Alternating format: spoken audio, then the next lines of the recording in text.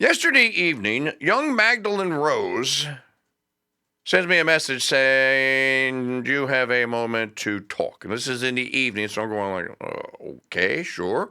What's going on?" And so Magdalene calls me. I'm going to leave the proper nouns out. I'm not going to. I'm not going to resolve the mystery. You're just going to have to. You're going to have to guess. Magdalene calls me and says, "Okay, I'm trying to book your guests for America Fest, and I'm running into a major problem." And I'm like, "Okay, what's the major problem?" She goes, "What did you do to insert proper noun here?" I'll give you a hint. It's a dude. I'll give you a hint. You all know him. What did you ever do to insert proper noun here? And I went, "Oh, well, pull up an ice block and lend an ear. It's a long story. I'll tell you all about it."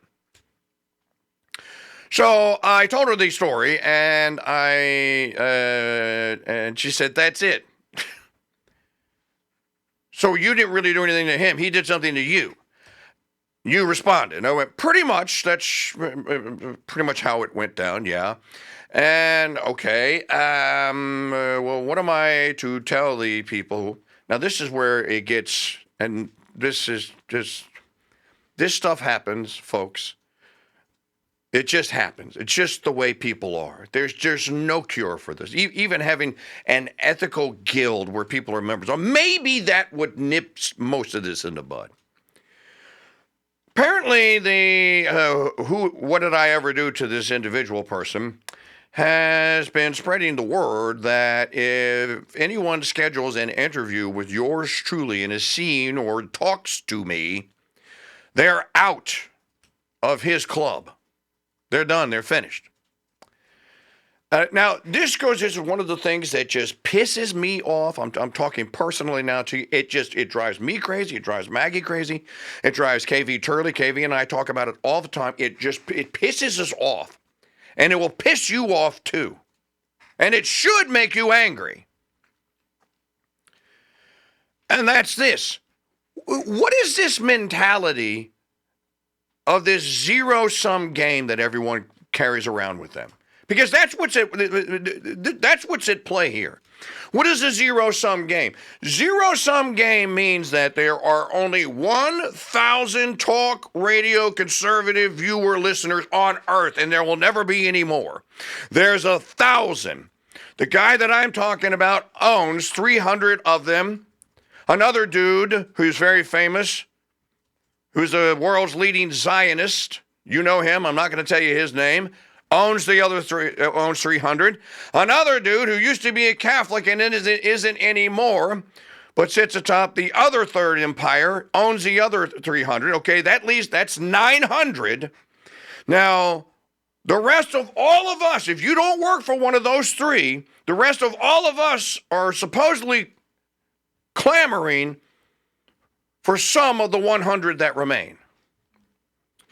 If ever someone with mega talent like me, and I'm not going to pretend, okay? The Mike Church Show, what we do here on radio and what we do on television is the best radio TV product on the effing market. No one, those three guys, they take their talent and put it in a little thimble compared to what we do here and to our show and our experience.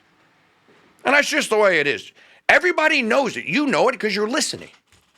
We know it. We just don't talk about it. Try to remain humble.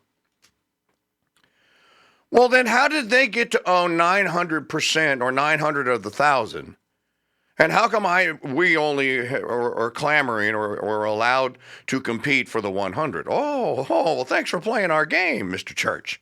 Because that's the way the game is played.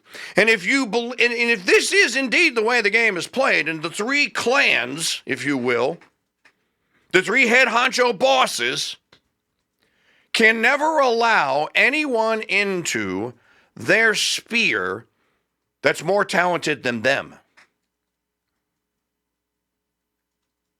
Can you figure out why? I'll let you figure it out. If you want to throw the size of body parts in on that theory, go ahead. It can't be allowed because they will begin to sink. The 300 number will supposedly go down. Because remember, it's a zero-sum game. No new people are ever going to listen, and no new people are ever going to view. No new people are ever going to subscribe. It is this pie here, and it's only this size, and I own this share, this guy owns that share, and this dude owns that share, and that's just the way it is. And we're not letting you into our club. Now, I think that sucks, and I think that they're a bunch of freaking cowards. Because if they actually had to compete, and if the algorithms and what have you that they bought and paid for weren't running in the background to tell you or to discourage or to not display certain content, they would lose. In a fair fight, the Mike Church Show beats all three of them. Simultaneously. I beat all three of them. And you know how I know? Because when it was a little bit fair and there was some competition, I beat all three of them. Here's a question for you, fair listener. How many other Mike Church talents are out there that you'll never hear? You'll never see them. You'll never hear them. Instead, you're going to get average, mediocre people who are somehow elevated. And people call me up and they go, Mike, how in the hell does, insert name here, have 1.5 million followers and you have 1,500? How is that possible? Because they own the media.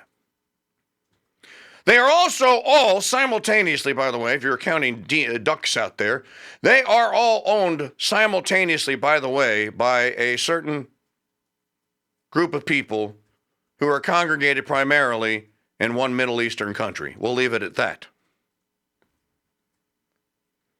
Now, why should they get to make the decision about who you get to listen to or who you get to watch? Why shouldn't anyone that actually can compete get the chance to actually compete? Do you think that there are quarterbacks and running backs and wide receivers that are shut out of the NFL, other than the criminal element? We'll get to they're shut out. Or shut out are pitchers or batters or hockey players that are shut out of the competitive sports where they actually compete for money. Now, there may be some rigging, Schaefer, before you can go in the chat room and ruin everything for everyone.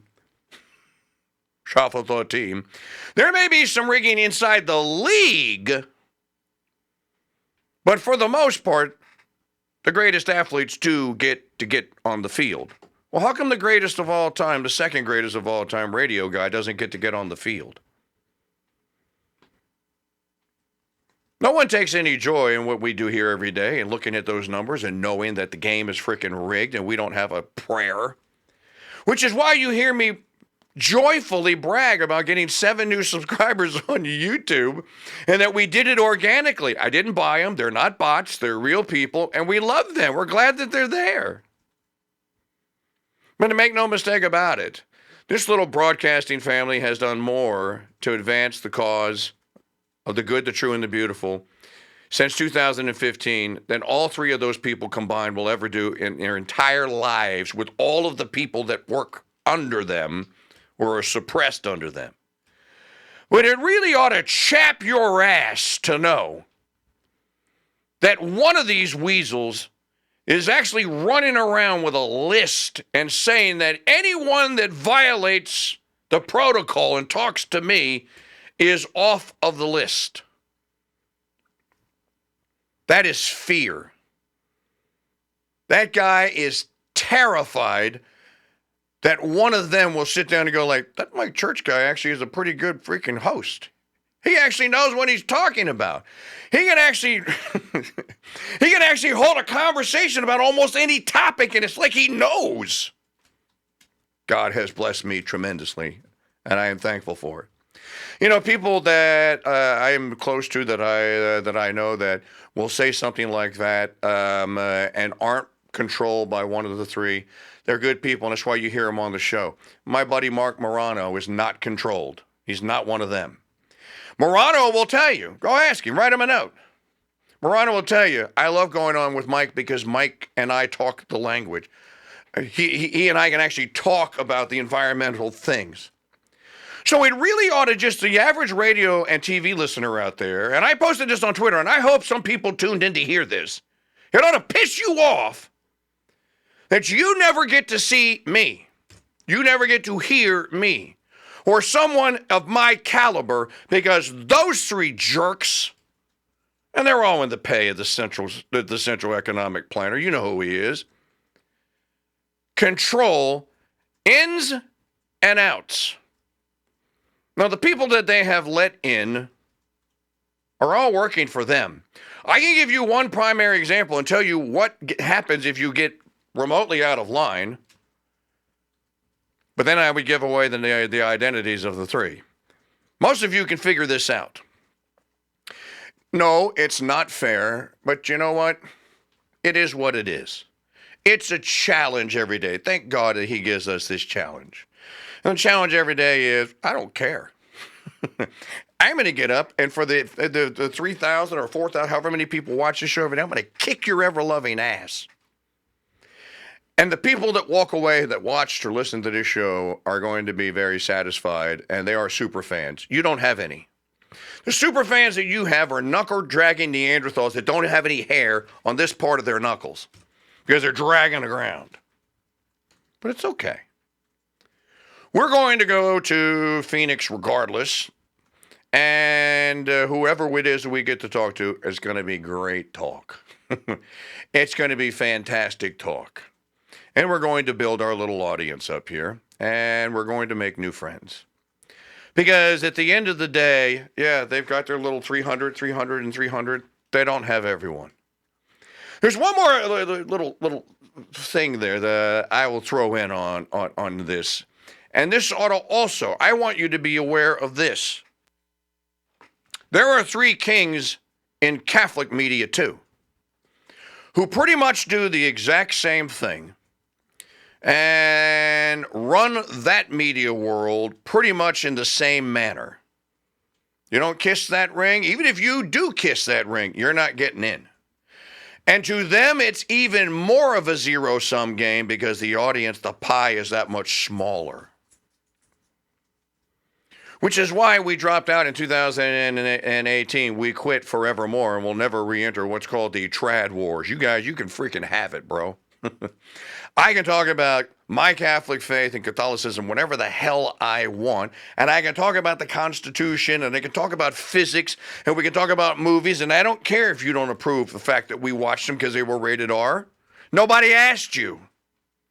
But it does work the same. And I just want all of you to know that. So when I ask you to up your subscription, know that you are subscribing and that your investment in us, and we take that as a vote of confidence. It's extraordinarily difficult around here. It's very stressful, but we thank God for the stress. And look at the things. Maggie and I were talking about this the other day. Do you know how thankful the brothers are at the Abbey that so many of you love their coffee and you found it through us? That's a blessing. That's a grace, brother. I would do it all over again just to help those brothers out. Do you know how many people now know of the St. Benedict Center and are now contributing? You're going to get the chance to hear the sisters sing on Monday because of our work with the St. Benedict Center. And what a grace and what a blessing that is to know that those people gave their life to Christ. And you, many of you, have joined us in aiding and assisting their charism, their cause, their mission. And think about that. I will trade I'll trade 1.5 million. I'll trade 5 million views and 15 million likes on any social media for knowing that our beloved brothers and sisters at the St. Benedict Center are still there today and will be there tomorrow. Praise God. That the brothers at the Abbey are going to be selling coffee. Have you seen what they have done to that Abbey? It is nothing short of miraculous. And they're at 7,000 feet. They have basically built a Benedictine skyscraper in Silver City, New Mexico. The same goes true for all of the other little guys out there that we represent here on the Crusade Radio Network and the Mike Church Show. But I just, from time to time, because something like that, and look, little Magdalene was complete sweet and innocent, had no clue. She was completely blindsided by this. Welcome to reality. Anyway, well, she's listening, so welcome, Magdalene. This is what you signed up for. I don't know. You may want to change your mind, knowing that this is why certain members of Congress won't talk to you, and won't talk to me. We're supposedly on the exact same team. Do you know that certain members of Congress, they're members of Congress, you're not supposed to turn an interview request down. Especially if I'm in your district. Under what pretense do you not talk to this person in the media? Who the hell do you think you are to pick and choose? Oh, they pick and choose, brother. You know why? Because I'm on that list with them too. So, Magdalene, you may solve the riddle and the mystery now to know why certain members of Congress, and there's about a half a dozen of them, won't return your calls. And when they do, say that certain member of Congress is not interested in doing an interview with Mike Church. My response to that is, so you want to do yes men interviews with all the other people who have a third or 1/8 or 1/9,000th of the talent. Okay, got it.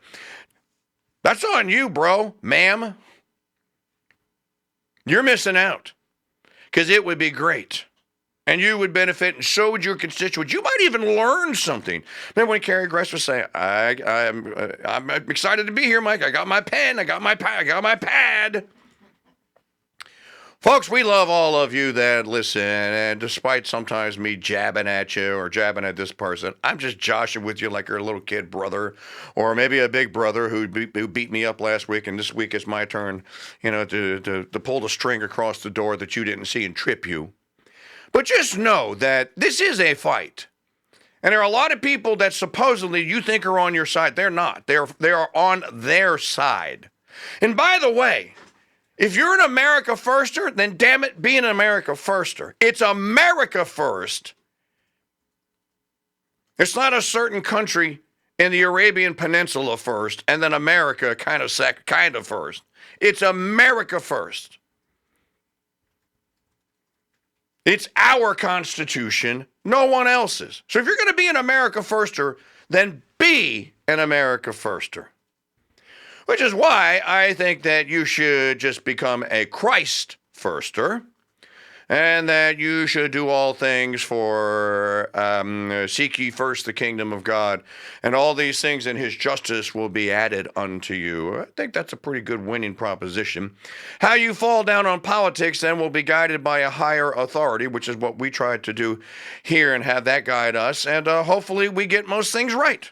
Because at the end of the day, I don't care about them judging me. They can judge me all they want. There's only one judge that I'm going to stand in front of, and you are too, whose opinion really matters. So get it right with him, and almost most of this will take care of itself. But I just want you to know what you're up against. So when you tune in to our live broadcast coming up from the Phoenix Convention Center at America Fest, when you tune in, you go like, well, how come TKD didn't get such and such? I want you to know that they were invited. And I want you to know if you didn't hear them, then they're with one of those three. And they didn't turn me down for any other reason. Either A, they were told to, or B, they're scared. And that's fine. Be scared all you want, brother.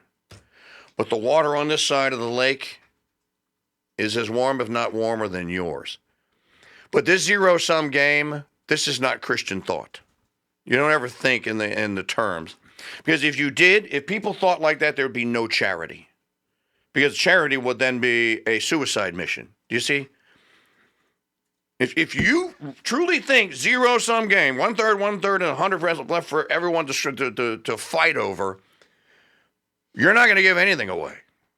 Because you can't get it back. There's no way to get it from anywhere else. So it's an act against charity. Even that kind of thinking is an act against charity.